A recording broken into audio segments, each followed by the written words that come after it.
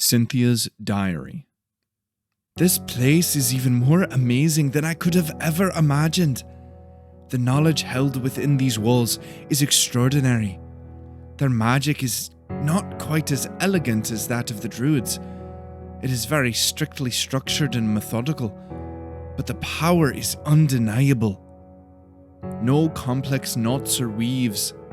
The entire system is based upon a set of principles and forms that can be ordered and called upon to create what they call their art. The actual form these arts take vary greatly based on the caster. The magic is individual and deeply personal, much like the weave. We've begun practical application of the forms. My knowledge of the process is still severely lacking, but I've so far been able to create small gusts of wind without even touching the weave. It's like an entirely new world of magic is opening before my eyes, and I cannot wait to discover more. Lucien remains incredible. Every time I pass him in the hall or hear him give an address, I feel the power radiating from him. The weave itself bends and forms around him, and I can feel his power reverberate from within my chest. It's intoxicating.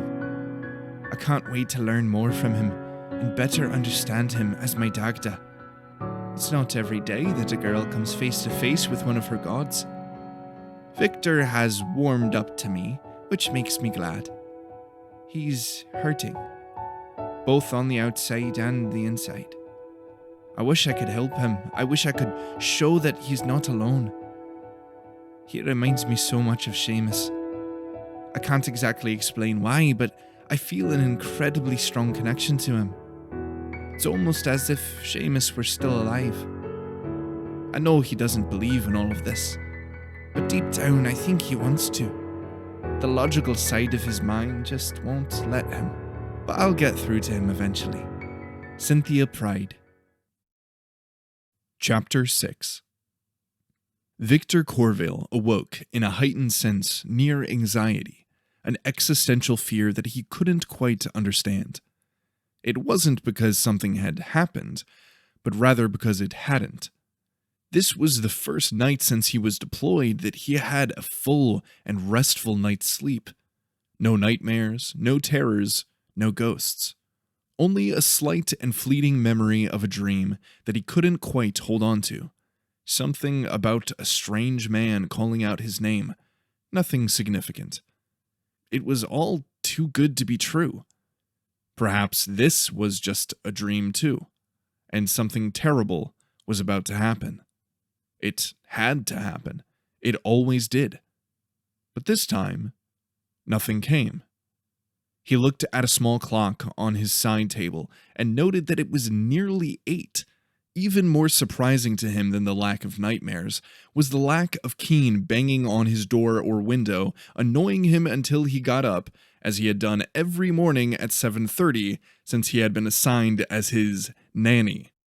He shook off the grogginess and calmed his nerves with a series of deep breaths, then got dressed. It had been a few days since his conversation with Cynthia. Much to Corveil's surprise, she was right.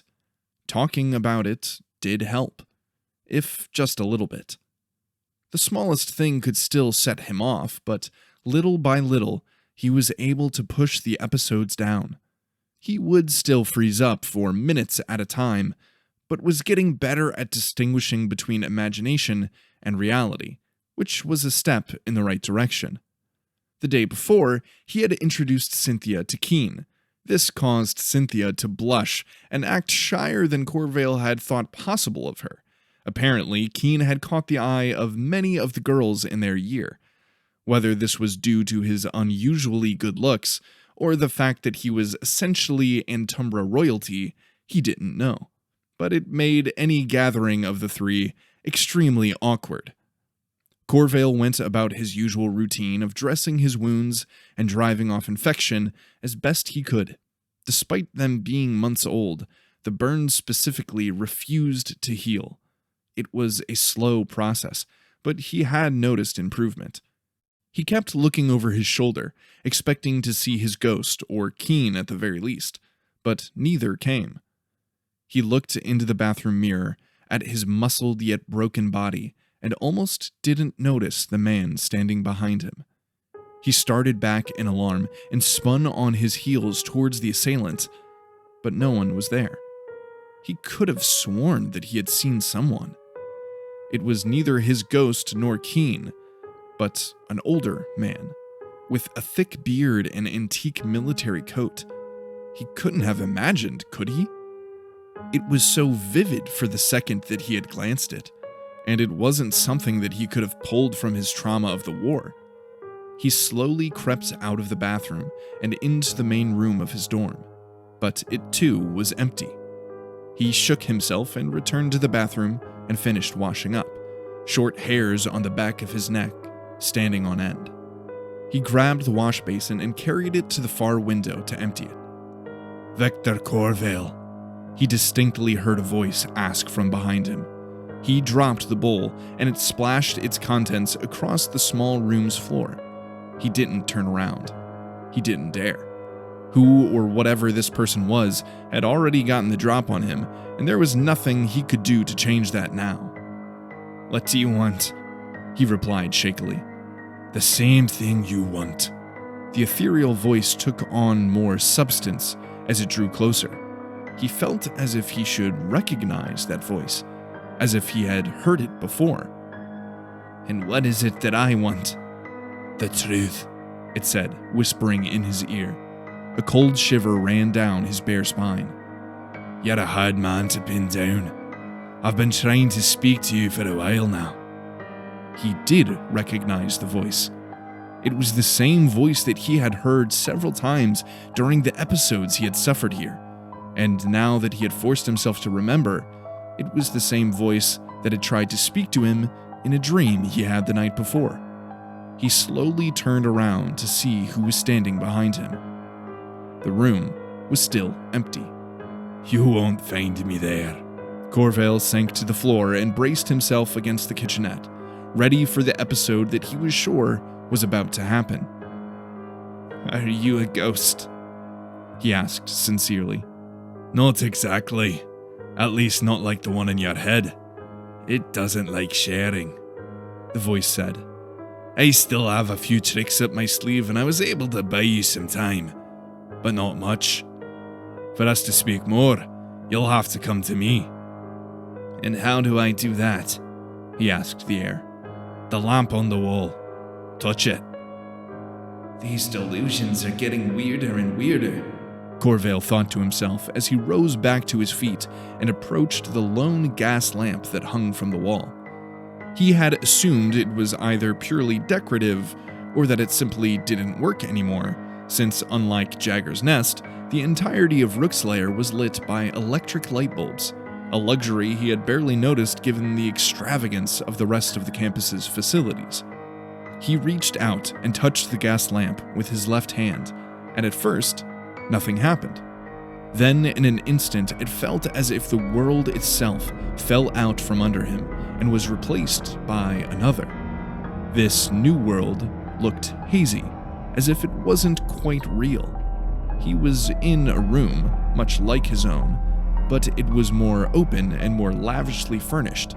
He also noticed that there were no doors or windows that could connect this room with the outside world. Corveil could see through everything around him, like it was made of thick fog, but it had been forced into specific shapes. He looked around further, taking in his surroundings, and came face to face with the man. Other than himself, this man was the only solid thing in this strange place. The man smiled, yet it didn't quite meet his eyes. Then he reached out and forcibly pulled Corveil's left hand up in front of their faces. Corveil instinctively yanked his hand away and backed up a few paces. His feet felt as if they could fall through the foggy floor at any moment, and he had to struggle to maintain his balance.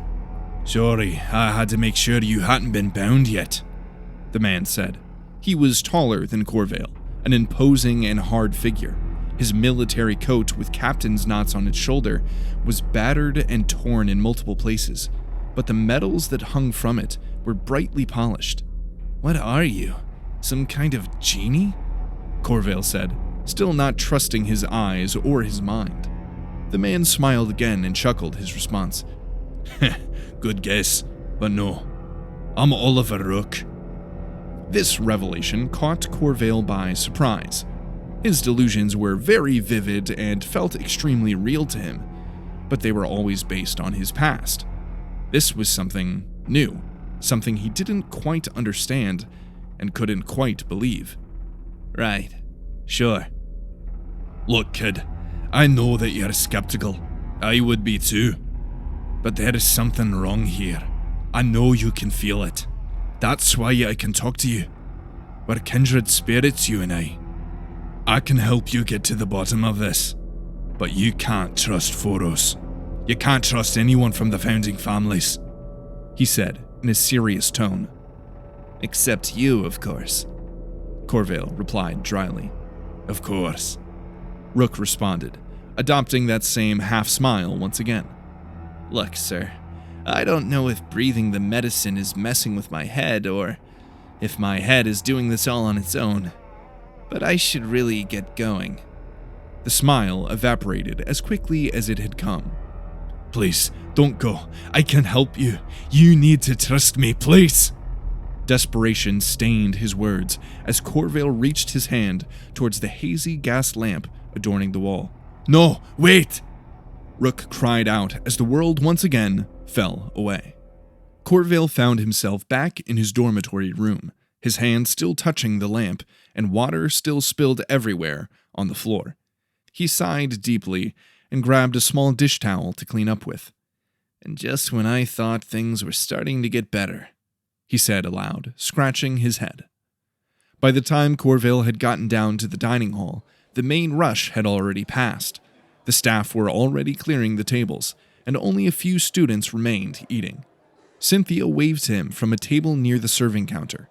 She wasn't eating, presumably having already finished herself. He waved back. Titus and a girl he didn't recognize were sitting together a few tables away, looking over a book together while picking at a small pile of food. Corveil walked over to Cynthia after grabbing a cup of coffee and a large steaming roll. He sat down next to her and took a bite of his roll. Where did you fight? Cynthia asked out of nowhere. Corveil stopped chewing. He had assumed she would want to talk more about the war eventually.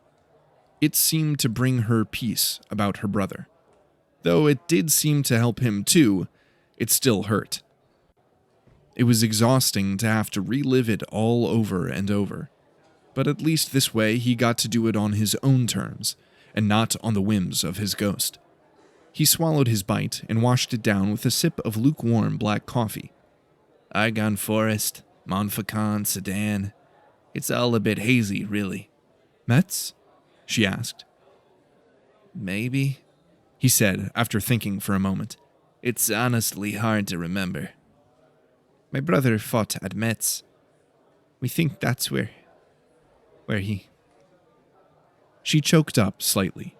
She gathered herself after a minute and continued. Did you fight alongside any Irishmen? He nodded his head slowly, trying to remember as he took another sip. She leaned forward in her chair. Seamus. His name was Seamus Pride, she said earnestly. Look, Cynthia, I hardly remembered my own name after I woke up. It's not impossible that I met him, but I honestly can't remember. Oh, okay, she said, her head falling slightly. I'm sorry. If I remember anything, I'll let you know, all right? She nodded her head and offered him a small and forced smile. You know, I've thought a lot about that offensive since he died. I've studied it and its history, as if somehow it could give me answers as to why he was taken from us. Corveil finished his roll and washed it down with the last sip of coffee. It was grainy and bitter and made him wince slightly as he swallowed it. Long before the French and Huns were fighting over that land, there was another country that dwelled there. Celts that came seeking power in the land and fruit in the soil. Lotharingia. That place is sacred and full of power. The druids were able to commune with the earth like never before. He forced himself not to sigh or scoff at what she was saying. Whatever it was, it obviously helped her cope, and who was he to judge her for that? Then the Romans split them up and drove them out. It's no coincidence that it was the final battleground of the war to end all wars. Why the Germans named their emplacements after the 3 witches of fate. Now that holy place is bathed in blood and ash. Sacred offerings to much darker beings. Wicker men burning on pyres. My brother is part of that land now. You are part of that land now. Part of that sacrifice. A group of students that were sitting nearby stood up to leave. As the group moved past, a girl slammed into Cynthia, dumping her tray of trash and leftover food onto her. Grease and bits of food trailed down her pale green blouse and skirt. Cynthia sprang up from her seat, gasping from the refuse now covering her. The gathered crowd laughed. "Oh, we're terribly sorry, Raggedy Ann, but that really fits your outfit better, don't you think?" One of the group members said smugly, inviting another string of laughter. Cynthia's eyes flashed with rage, and Corveil almost thought he could see the strange blue markings on her skin swirl and move. Of course, this was just his imagination. He clenched his left fist and stood up as well, forcing himself between them and her. "Get lost," he commanded. "Oh look, it's Captain Hook to the rescue. Got tired of chasing little kids, I suppose," the ringleader of the group said. He was an upperclassman, someone who had already earned his ring, as Keene would have said. Corveil had heard of this group of bullies from Keene, but up until this point he had been able to avoid them, or they him. Either way, he wasn't going to let them at his friend. Rage boiled up inside of him as he stared at the student's smug face. "I said get lost before someone gets hurt." The student laughed. "What are you going to do? Poke me to death? You can't even use the arts or so I'm told." "I don't need the arts to beat you to a pulp." Corveil looked down at the student's hand and could see a large black ring on his left hand. Despite its dark color, the light of the room reflected off of it, illuminating his hand in a slight glow. Cynthia reached out her own hand and placed it on Corveil's left arm. "It's not worth it, Victor." "It's alright, Cynthia, I can take him." "No, you can't," another voice he hadn't heard before said. He looked behind him to see Titus and the girl he was sitting with approaching the gathered crowd. Titus looked cautious and reserved, but the girl seemed confident, despite her small stature. The leader of the group turned pale as they approached. "Well, if it isn't the whole misfit petting party. You're right, Raggedy Ann. It's not worth scraping the mud off my boot. We've class to attend." Then the group turned and left, shooting them all smug glances and dangerous looks. Corveil turned to Cynthia. "Are you all right?" "Yes," she said, brushing off the trash and wiping her hands on her dress. "Thanks for the backup," he said, turning to Titus and the girl. "Cameron is a jerk. He's some distant member of the British royal family, and so he thinks he owns the place. It's not the first time I've had to confront him," the girl said. "My name is Hannah, and this is Titus," she said, extending her right hand. Corveil tried to shake it awkwardly with his left. "We've met," he nodded to Titus, who returned the gesture. "I'm Corveil, and this is Cynthia." "A pleasure," she said. Hannah was a small but pretty girl. She only came up to Corveil's chest with short, cropped brown hair that barely reached her shoulders. She had a soft face and dark brown eyes. She wore a tan knit sweater and a knee-length black skirt. "What did you do? You almost looked afraid," Cynthia asked Hannah. "He should be after the beating I gave him last semester." Cynthia chuckled. "You beat him?" she exclaimed in disbelief. "He had just gotten his ring and thought he could boss me around. He hadn't known that I got mine a semester early. He didn't come out of his dorm for 2 days after that," she said seriously. "We should probably get out of the dining hall," Titus said softly. "Titus and I have some research to do, but after your first class, you two should come and meet us in the Verindre common room," Hannah said plainly. Vereen Dre? Corveil asked. It's what the Seeley's Dre house members call the dorm. That would be lovely, Cynthia said. We'll see you then, Hannah said cheerfully. Then she and Titus left the hall. I should go change, Cynthia said as she looked down at her stained dress. I should go try to find Keen, I suppose, Corveil said dryly. Cynthia chuckled. Have to report to your nanny? Corveil stared at her flatly. Her smile faded into a thoughtful and sincere stare. Thank you for trying to stand up for me. Although knowing the arts, if it actually came to blows, you would have had to be carried out on a stretcher, I'm sure. But thank you. No problem. She smiled at him again, then turned and left. On his way out, Corveil asked some of the waitstaff if Keen had come to breakfast earlier, but no one had seen him. Serpent's Den was an all-male dormitory, so he would be allowed in, unlike Jagger's Nest, so he decided to go and check on him.